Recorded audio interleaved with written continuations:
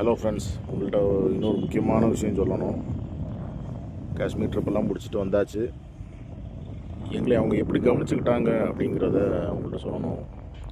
அவங்க வீடெல்லாம் ஃபுல்லாக காட்ட முடியல, ஆனாலும் என்னால் முடிஞ்சதாக காட்டுறேன். அவங்க ரூமு எல்லாமே பார்த்திங்கன்னா வுட்டில் தான் பண்ணியிருக்காங்க.